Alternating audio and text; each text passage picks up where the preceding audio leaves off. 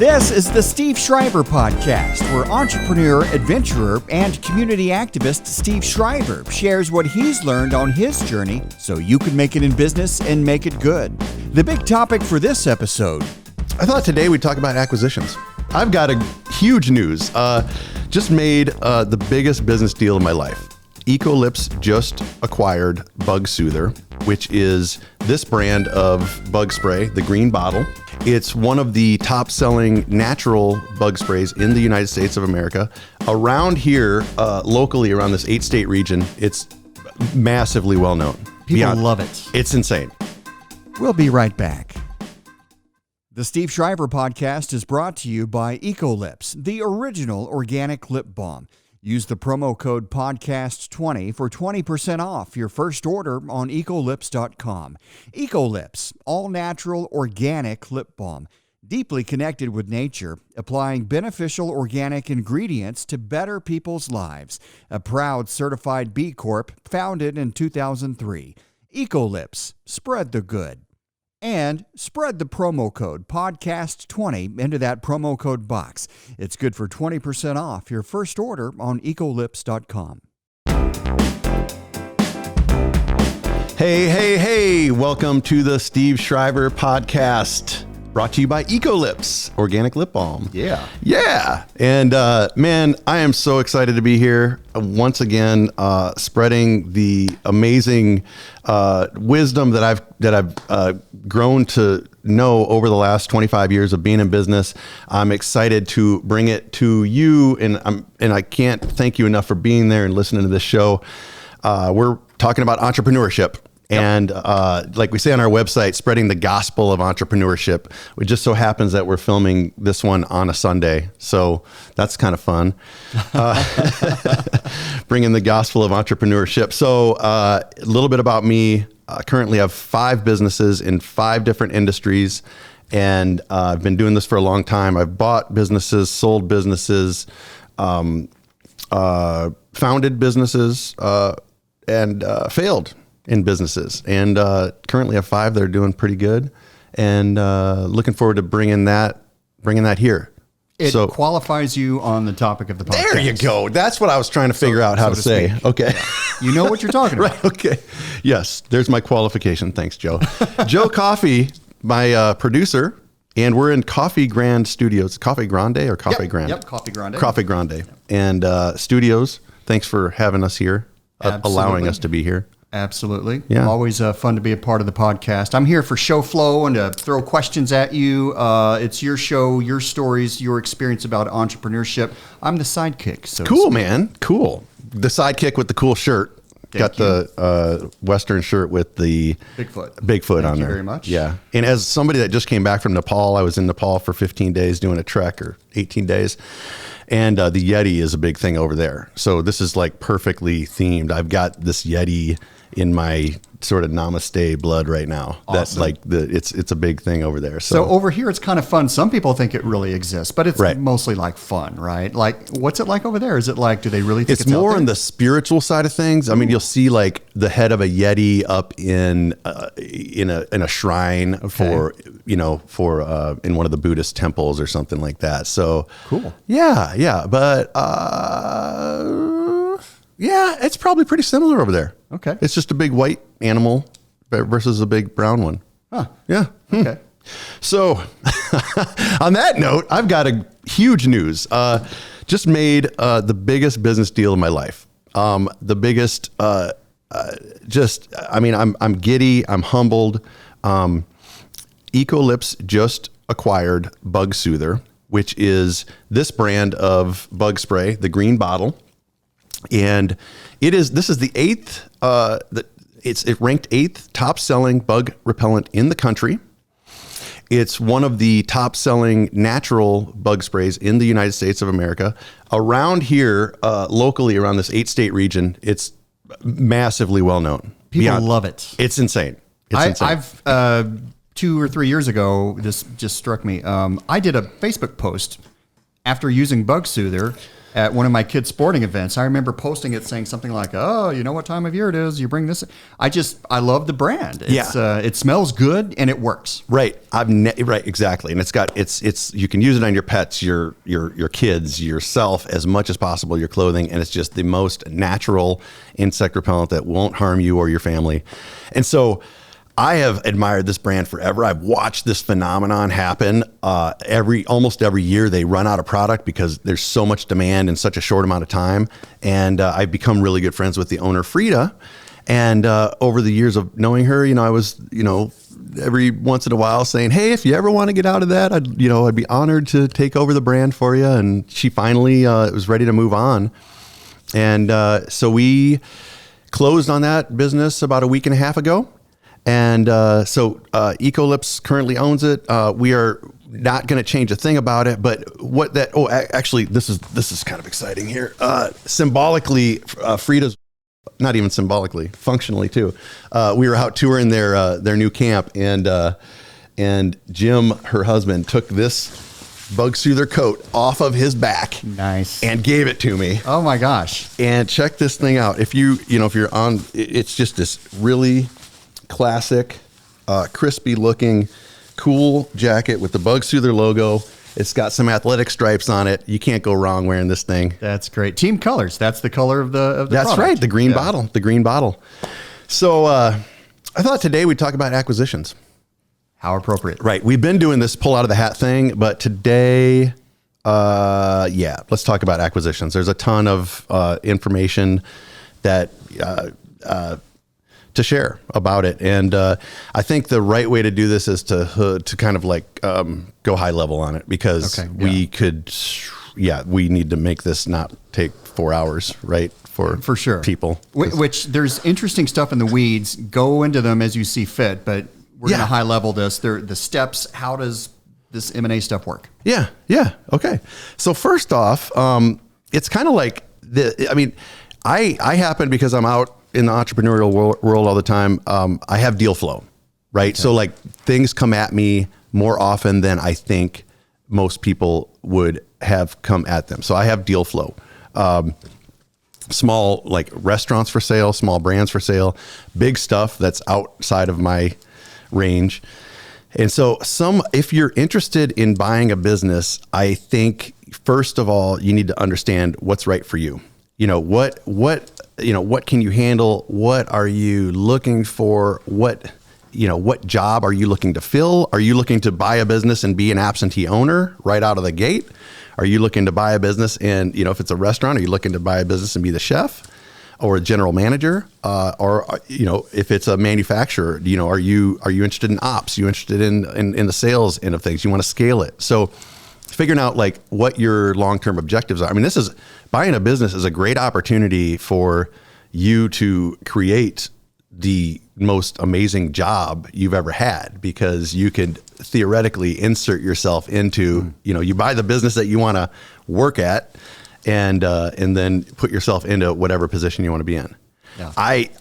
One of the reasons I'm so excited about Bug Soother is that I am taking on the product development, brand line extension strategy for 2022 and beyond. So that's something that's always excited me, and that's right in your wheelhouse. Right, yep. Right. So. So anyway, what's right for you? And, I've talked to a couple entrepreneurs that they want to buy something, but they're even scared just to take the first step, to get the NDA signed and look at the books and all that stuff. And I'd say there's a long way from signing a non-disclosure agreement and looking at somebody's books to closing on the business. Mm-hmm. So it's not like it just happens overnight. You need to look at dozens of businesses before you sign before you buy one. Mm-hmm.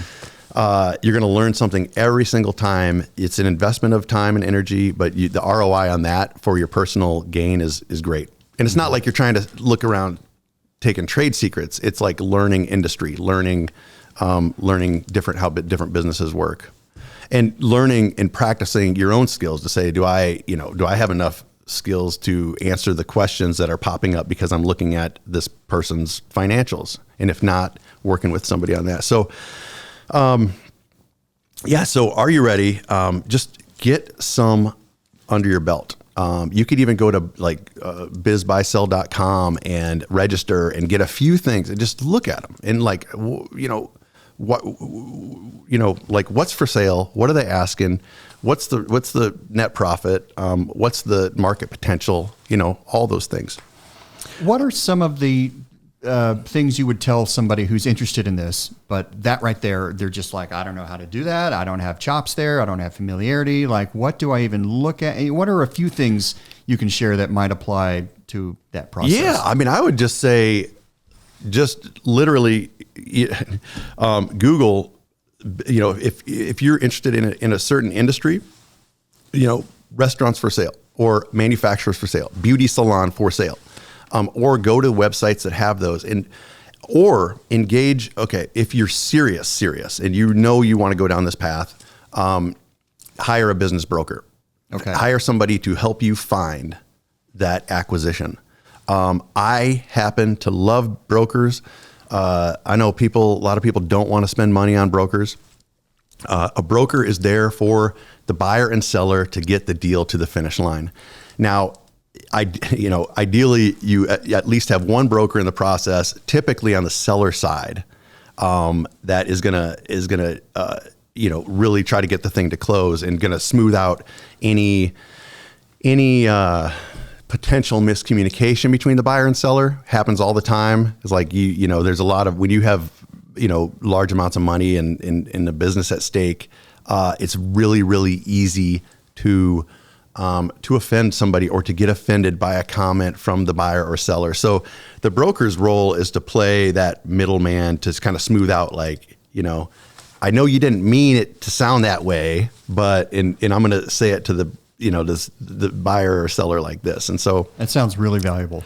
Super valuable. Let's see here. So I guess then you're talking about, you find the type of deal that you like. If you find that business that you are interested in, and you dig deeper. So it's like, all right, there's this high level sheet that you'll get, whether you're working with a broker or you're going online, and it's basically going to say like, here's your top line revenue, here's your net profit, here's the industry that it's in and the area that it serves, and maybe here's the market potential or the growth rate of the market.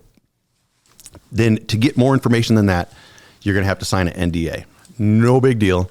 Non-disclosure agreement. Mm-hmm. It sounds scary, but right. You're saying it's not. Right. Just sign it. Get now again, don't waste. I'm not saying go out and just tire kick businesses, because that's a waste of people's time and money. But if you're genuinely interested, get the NDA signed and get as much information as possible. There's a couple things that you're going to achieve here. Once you get the NDA signed and you request, somebody that's organized, a business that's organized and a seller that's organized with a proper broker they're going to have a data room, and they're just going to say, all right, you have access now to the data room, and here's everything that you're going to wonder about this business. That is freaking beautiful. If they don't have a data room, it's like, okay, what do I need? What do I need to find out? I want to see the last 3 years of profit and loss statements. I'd love to see a balance sheet. I'd like to see the sales material, some samples of the product, any regulatory stuff, and kind of just get an idea of what the business is currently doing. And then ideally, if you're as optimistic as I am, you're like, okay, whatever they're doing now, I'm going to double that in 5 years, because, that's just what's going to happen. But so with that request for information, again, if they don't have the data room, you might find that they can't produce the financials, or they can't produce certain information. And then you're like, okay, you're starting to learn a little bit about how their business is running. Okay. You make a few requests, and it's like, if there's any, pushback, delays, whatever. So then it's like, okay, this is the type of business it is. So maybe it's not as turnkey as they had made it sound online. You just develop your own assumption of how they're running their current business based on that timeliness and that communication channel. So maybe they're just not as buttoned up. if you can't get some of that stuff? It isn't necessarily sketchy. No, it's totally normal. Right. It's totally normal. And so absolutely, it also speaks to a lot of small businesses that are selling. There are reasons they're selling, right? Because they might have grown faster than they might be burnt out. They might have another reason why they're leaving the business. And so, right, it doesn't make it sketchy at all. Okay. So while you're doing all this, right, you have all the finances.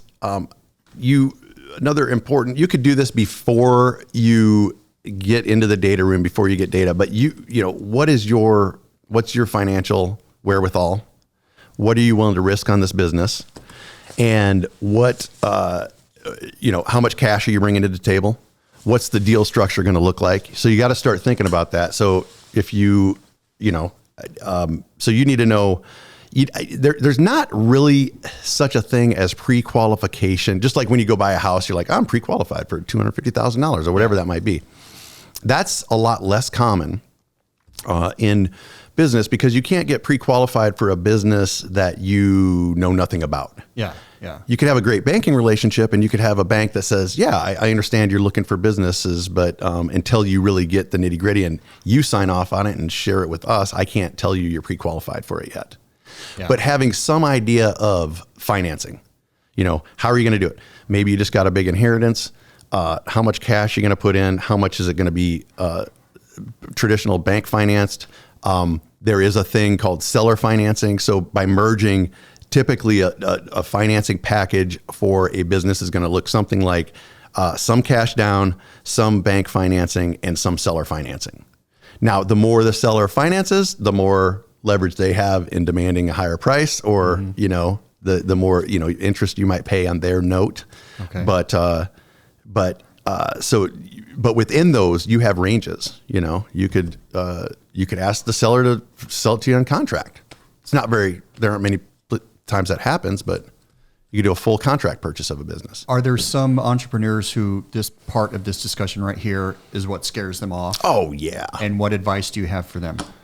I'd say still we haven't bought the business yet. Yeah. Right. So I think anything is possible.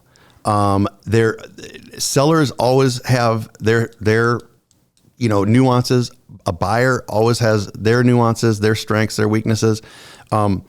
I would say we haven't proven yet if this business is worth the money, if it's worth, I haven't got my bank financing in order. Maybe I haven't found out how eager the seller is to sell. If the seller is very eager, they're going to be more accommodating. If they have multiple offers in, they're going to be less accommodating. So I think it's worth finding out. I mean, obviously, most people know how much cash they have. And if you don't, you probably shouldn't be trying to buy a business yet until you look at your balance sheet. But yeah, then it's like roughly speaking, like, could you go to the bank and get a $500,000 loan, or a $3 million loan, or a $50,000 loan? I mean, I think most people have that idea. Okay. I mean, somebody that's never bought a business, never run a business, and only worked a 9 to 5 probably can't go to the bank and get a $5 million loan on a business. I think it'd be pretty difficult if you didn't have much of a history. Mm-hmm. But that's not.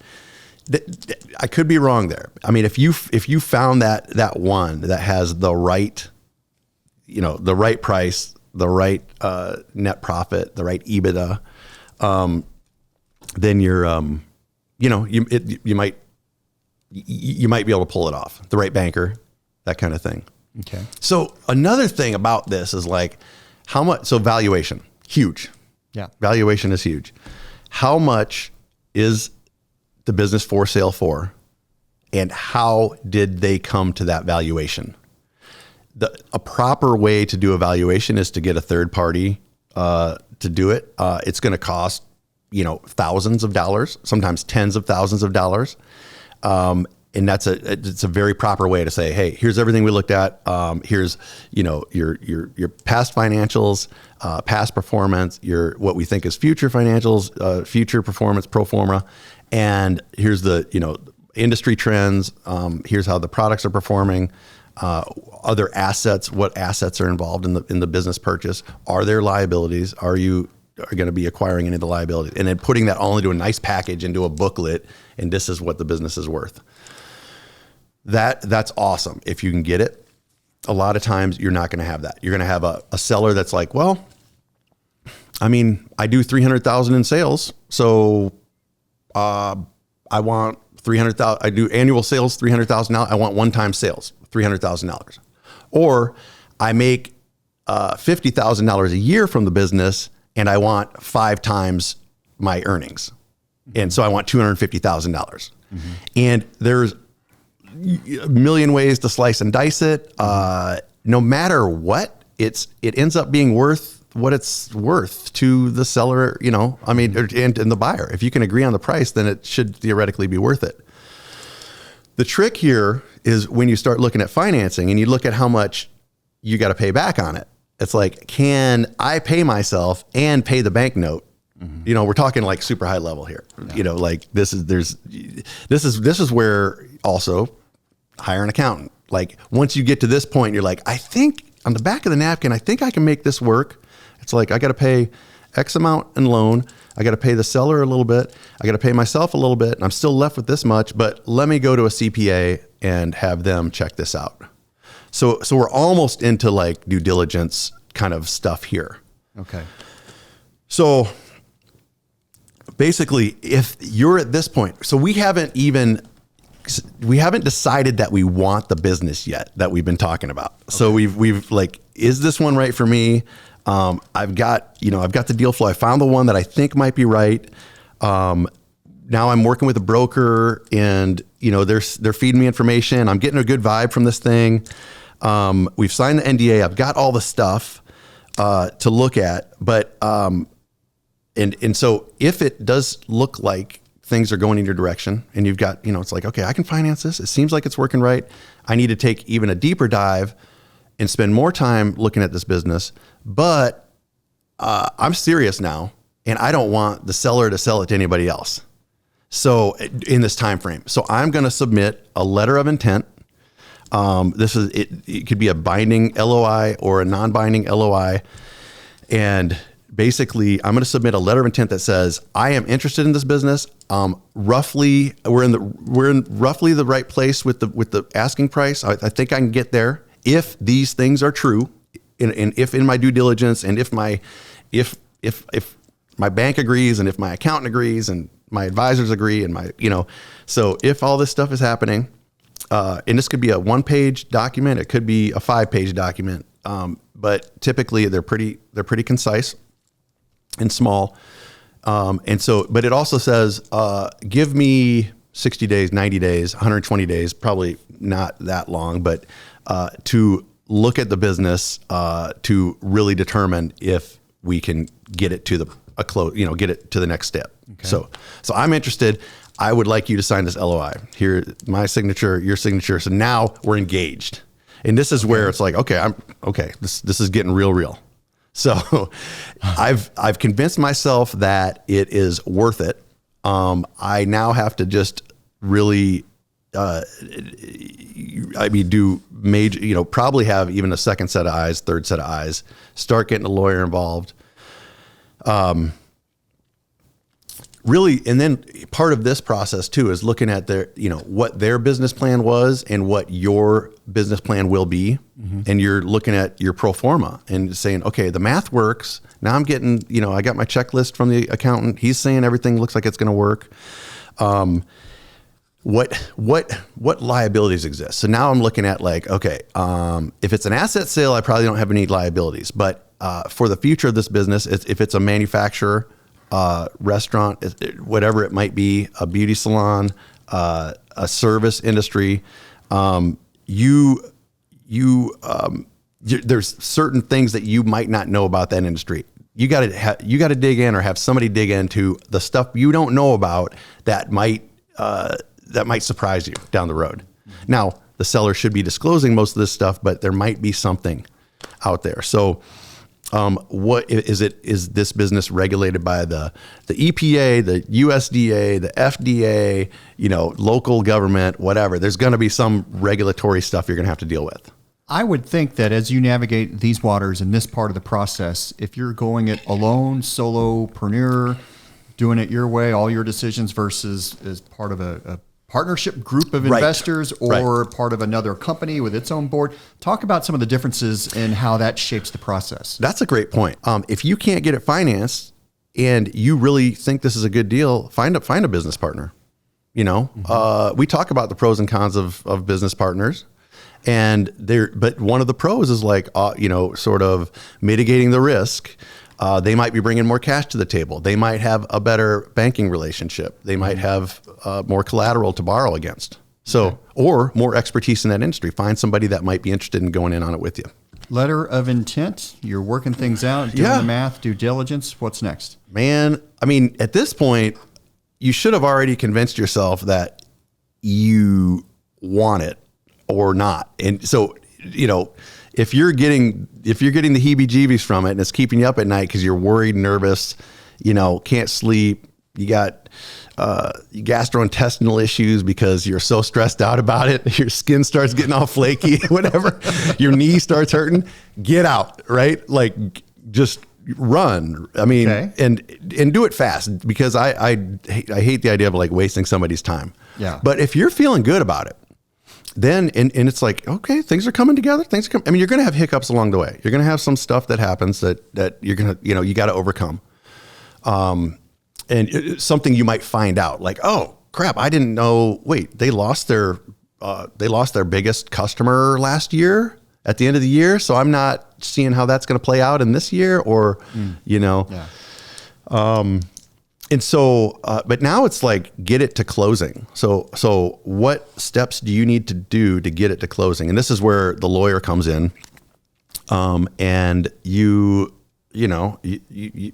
ideally have just a working tick list of how many things need to get done. You're going to make a purchase agreement. You're going to, all the addendums, all the stuff. And again, someday maybe we'll have a M&A lawyer on here or something to talk about the details.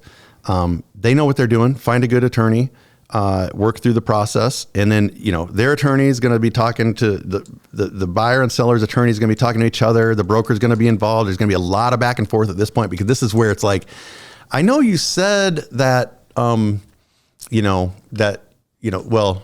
you had leases on equipment or something.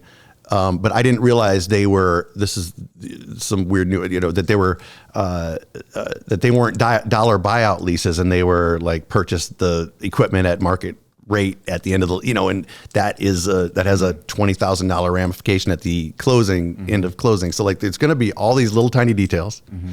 I'm not trying to scare anybody, but it's ultimately, if you just do enough of this stuff, that's just another challenge that you just need to overcome. But that's where you kind of work out who's going to pay for what, how you're going to reconcile that towards the end, but then get it to closing. Just get that thing to closing. The longer it takes to get to closing, the longer it takes to get to closing. It's it could be, for a lot of reasons. If you're, you could be waiting on the bank, you could be waiting on the accountants, you could be waiting on, information that from the seller, could be waiting on something from a government agency to get whatever you need to do to get to the finish line. Here's a question for you. Is it helpful or distracting if you really dig the seller? There's a good relationship, you like each other. Is that oh, this feels right? Or is it think straight, stay away from that fuzzy stuff? So that is a great question. One thing that I have said a lot, and because I've bought and sold businesses, I think it's really, really hard to maintain a friendship with somebody that you bought or sold to, bought from or sold to. Okay. Because after the sale, when it's yours, you find out stuff. You're oh man, I thought it was this, or I thought it was that, or, even though you did all your due diligence, you're oh man, they really glossed over this part of it or something, Yeah. So I think it's great to like the person, because that could be part of the reason. I'll use Frida as an example. Like I loved Frida. We met every month for lunch, and we got to know each other. And that's part of my allure to the brand, was like, it's made by this great person. And I'm going to be, so honored if I can actually be the one that's responsible for this product moving forward and own this. And so I think it's great if you like the person. I think if you start out liking them, you're going to always, it's like if you start out liking them, you just know that you might run into problems, and you might start out loving them, you might end up liking them. It's very likely that you might end up disliking them. Okay. You start out disliking them, you're definitely going to hate them by the end of the process. Okay, good to know. So ultimately, it's not about them as much as you have to. They're the current owner. They might be the founder. But you got to really be able to run with this without them. And so that's one thing you're looking for too, is like, was this business solely reliant on the owner, and can I duplicate that? Or without the owner, is this major, major asset in the business is it gonna dwindle? Is my business going to suffer without the original owner there, or the previous owner? But yeah, I think it's I think it's great to like the person. So we are almost out of time. Wow. Can you give us an overview of, we were driving toward closing? Okay, let's finish up real quick then. So let's close the deal. We close the deal. All right, boom, celebrate, high fives, the whole deal. Okay. Then the one important aspect that we haven't talked about is communication with the staff in both companies. But even if you're a couple and you're buying a business, no matter what, the existing employees are going to be wondering how their job is going to change. Yeah. And so you have to, at some point, once the LOI is signed and once it looks like it's going to go to closing, the buyer and seller have to agree, like, okay, we're going to tell employees at some point here. Some people wait till after closing. You could do whatever you want there, but just know that a major concern is, how is it going to affect the culture? How's it going to affect my job? Am I going to get fired? Are they going to move it? All those things. So communication with the company, with the staff, and then communication with the customers. And typically what people want to hear, unless it was like a really failing business, is like, we're not going to change a thing, right? Unless it's like, hey, we know that you didn't like that we were only open till 2 every day, but we're going to be open till 5. So that's the kind of changes we're going to make. And then the last thing is just integration. Then if you have a larger business, and you're integrating, you're going to integrate your teams together, and integrate the businesses together. That's super important. We're going through that right now with Bug Soother. So far, so good. Frida, if you were watching this, I hope we're doing a good job, and I want to be your friend, Frida and Jim, forever. So, and I think that I can buck my philosophy of, I hope that we can maintain a friendship. So the process of buying a business as an entrepreneur sounds super scary, but you just kind of don't overthink explained it, right? And there's more to talk about. And it's so cool that you just went through this. You've done this several times, but since you just went through it, we'll have like real life stories to talk about. And so what happens after the process, I look forward to those episodes, but tell me if I have this right. Let me try to summarize. So in a nutshell, you said you really have to think about what's right for you. It sounds great buying a business, but there are X's and O's. There's the heart factor. Do you love this? All these things. Does it make sense? Is it right for you? Is it the right business for you? You also talked about hire a business broker if need be. In the process, some people don't need them, but you mentioned that that's been helpful for you. Yes, absolutely. Okay. Discovery. Look at the books. Peel back the curtain. Look at what's going on there. You're pretty serious at this point. There is an NDA, and you have to take a deep dive. That's right. Yeah. Okay. Good job, Joe. Then my notes are working so far. So due diligence, you have to evaluate the reality of the numbers for what you're thinking would work for you. You have to put that against future earnings, as well as, is there a note that comes with this business? There's just a lot to figure out there, and you have to be pretty real about it. Absolutely. Okay, and getting it to closing, you said eventually there will be a working tick list. Do you just tick them off one at a time, all the little things that pop up? There has been a letter of intent signed, and now it's just a matter of, okay, can we get this thing to close? And so then you said after you sign the letter of intent, you're driving toward closing this thing. At some point, you kind of know you're on that path, and it will be important to communicate two major things when the timing is right between you and the seller, to communicate to the employees and to the customers. Yep. Communicate or deteriorate. That's what my grandpa Shriver always said. I got like slogans for every one of these things. I love it. I love it. That is how to buy a business from an entrepreneurial standpoint. Super high level, man. We'll dig deeper into some of this stuff. Yeah, it's cool. I mean, and this is where it's like, start small, think big. Buy something small. I mean, there are businesses out there for, $10,000, $50,000, $100,000. Like if you're ready to do it, just start small, think big. Yeah. Awesome. So are we wrapping up here? So we're wrapping up. Let's let folks know where to go to follow the show. There's a lot more going on. There's a Facebook page where everything is happening. So go to Facebook and search out the Steve Shriver Podcast. Right. And within the Steve Shriver Podcast Facebook page, we have a discussion group. So please log into the discussion group, and we do this weekly Q&A, and actually we do it more often than that, but just get in there and be a part of the discussion. We're going to be addressing some of the questions that happen there on that page, and some of it will be talked about here. But yeah, looking at growing this thing and growing the community and so go there. We also have a website, steveshriverpodcast.com. That's right. And we're sponsored now by Ecolips. That's right. Organic lip balm. Cool. How about that? Cool. Yeah. And so this is we think this is going to be the 4th episode. So if you're listening to this, feel free to dig back to the back episodes. Yeah. Different cool entrepreneurial topic every episode. Yes. Well, Steve, congratulations on Bug Soother. Smells like... I love the smell. I know, Everybody lemongrass. loves the smell. It's a great brand. Thank you. It's the time of year where we engage with the product, and to now know it's part of the Ecolips family, and you, I can't wait to see what happens next. Right on, Joe. Thank you. Thank you, everybody. We'll see ya. The Steve Shriver Show is brought to you by Ecolips, the original organic lip balm. Use the promo code podcast20 for 20% off your first order on ecolips.com.